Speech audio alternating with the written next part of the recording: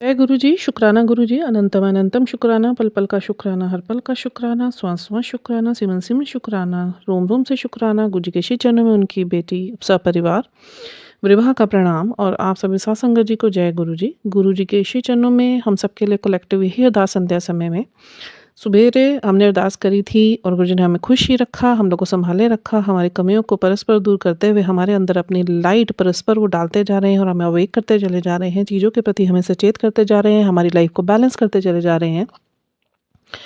और मैं यही अरदास करती हूँ संध्या वेला में भी हम सब लोग बहुत खुश रहें, हमारा रात्रि भी गुरु जी की दी हुई श्वासों के साथ, उन्हीं के नाम के साथ बीते और अगला दिन भी गुरु जी हमें श्वास बख्शे ताकि हम उनका नाम सूरत में जोड़ सकें और अपनी श्वास-श्वास गुरु महाराज जी के सिमरन में हम उन्हें उनके चरणों में अर्पित कर सकें।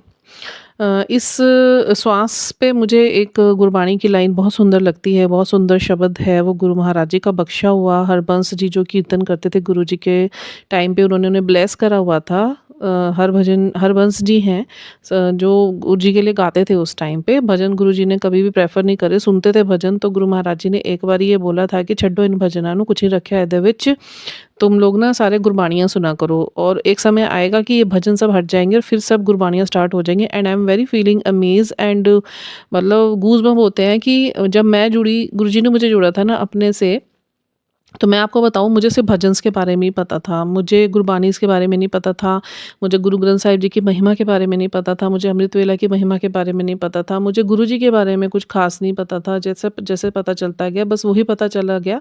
पर जो पास्ट बर्थ की आत्मा की भूख थी और गुरु महाराज जी ने मुझे चूज़ करा इन सब चीज़ों को डिटेल में पता करने के लिए और स्वयं ही मुझे दीक्षा प्रदान करी और ज्ञान प्रदान करा इन सब चीज़ों के लिए। मेरे सामने कुछ ना कुछ ऐसा लाते रहे कि जो अंदर सॉल की मेरी भूख थी वो कहीं न कहीं जिज्ञासा बनती रही और जो गुरु महाराज जी मेरे सामने अपनी लैंग्वेज में यूनिवर्स की लैंग्वेज में बात करते रहे और जो भी कोडिंग्स मेरे आगे आती रही, तो बस वो मैंने उसके बारे में जब खंगलवाया गुरु महाराज जी ने तो वो नॉलेज बन गई। तो बहुत-बहुत शुक्राना वो मेरा विज़डम बन गया, बौद्धिकता बढ़ गई मेरी। तो बहुत-बहुत शुक्राना मेरे गुरु महाराज जी का, हमारी ज़िंदगी में इतना हैप्पीनेस भरने के लिए, इतना जॉय भरने के लिए, हर वक़्त हमारे साथ अंग-संग रहने के लिए और हमारे अंदर इतनी कुशलता प्रदान करने के लिए, सुख प्रदान करने के लिए, स्माइल प्रदान करने के लिए। देखिए हम लोग तो गुरुजी महाराज जी की वजह से कितना स्माइल करते हैं।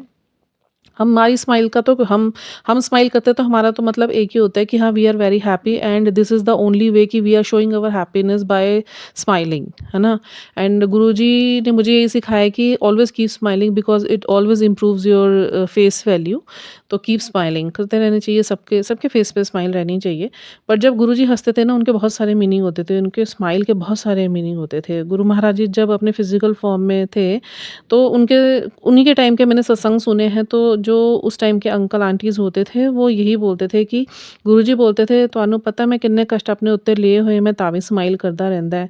फिर एक गुरुजी की स्माइल होती थी कि "ਮੈਨੂੰ पता है ਤੁਸੀਂ ਕੀ ਸੋਚਦੇ ਰਹਿੰਦੇ ਹੋ, ਕੀ ਚਾਲਾਕੀਆਂ तुम्हारे अंदर चलती रहती हैं, मैनू मैनू दस्सण ਦੀ लोड़ नहीं है।" तो भी गुरुजी महाराज स्माइल करते थे। जब कोई भी संगत नाचती थी गुरु महाराज जी के आगे, तो गुरु महाराज जी उससे खुश होकर भी स्माइल करते थे।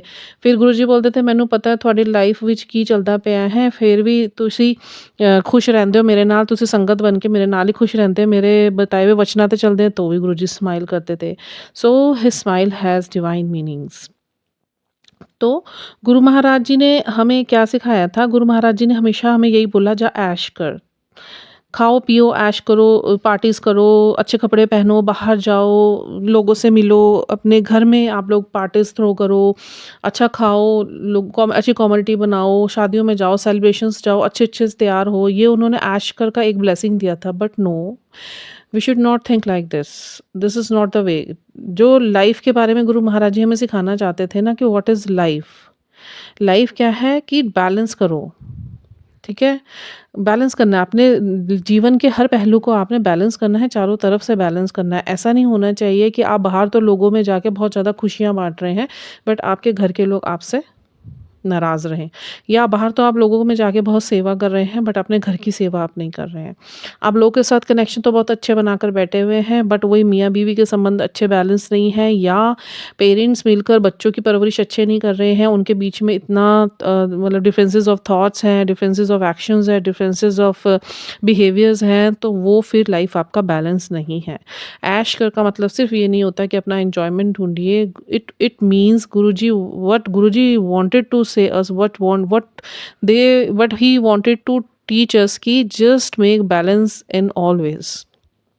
That's why blessings in always. हर चीज़ में तुम अपना बैलेंस बनाओ, मैं तुम्हारे साथ हूँ।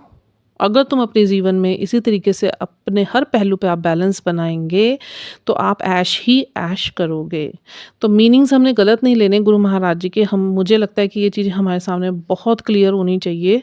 और गुरु महाराज जी 3 दिन से मेरे अंदर ये जो मैं आपको आज शेयर कर रही हूँ बात, उनके स्माइल के मीनिंग और इससे पहले जो भी मैंने कहा, और उनका ऐश कर का मतलब क्या होता है, ऐश करो बट बैलेंस बना के अपनी लाइफ में। कोई आपका घर का सेवा नहीं रहनी चाहिए। आप बाहर करो, जाओ, खाओ, पियो, ऐश करो, अच्छा पहनो, अच्छे लोगों में रहो, पार्टीज थ्रो करो, गुरु जी का ध्यान करो, बट साथ साथ आपके घर की सेवा भी पूरी होनी चाहिए। आपके घर के काम टाइम पे होने चाहिए, बच्चों को टाइम पे खाना मिलना चाहिए, बच्चों का देखभाल आपने करना है, मियाँ बीवी ने एक दूसरे को संभालना है।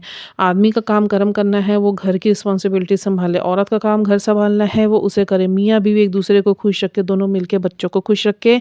बड़े हैं तो बड़ों की सेवा कीजिए। गुरु महाराज जी कहते हैं मेरे पास आने से पहले अपने माँ बाप या सास ससुर की सेवा करना। अगर उनको ना देख के तुम गुरु जी कर रहे हो, या तुम 1000 बार भी मंदिर आओगे ना, बड़े मंदिर, वो मैं तुम्हारा ज़ीरो कर दूंगा।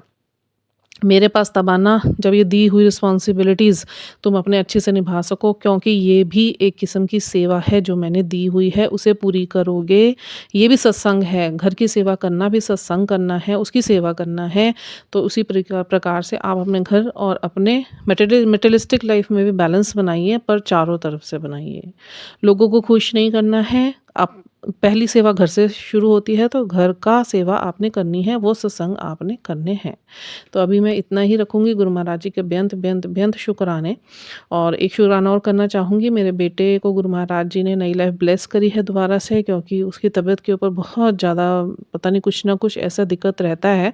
आए दिन गुरु जी निकालते हैं उसका, फिर कुछ ना कुछ उसका इश्यूज़ बन के आ जाता है। तो गुरु महाराज जी का फिर से मैसेज आया था कि मैंने तेरे बेटे को ब्लेस कर दिया है, उसकी लाइफ को ब्लेस कर दिया है, बेटी को ब्लेस कर दिया है, तेरे हस्बैंड को भी ब्लेस कर दिया है, तुझे भी ब्लेस कर दिया है। Now you all are bless. बेअंत शुक्राने मेरे गुरु महाराज जी के इतना तरस करने के लिए। अभी के लिए इतना ही। जय गुरु जी।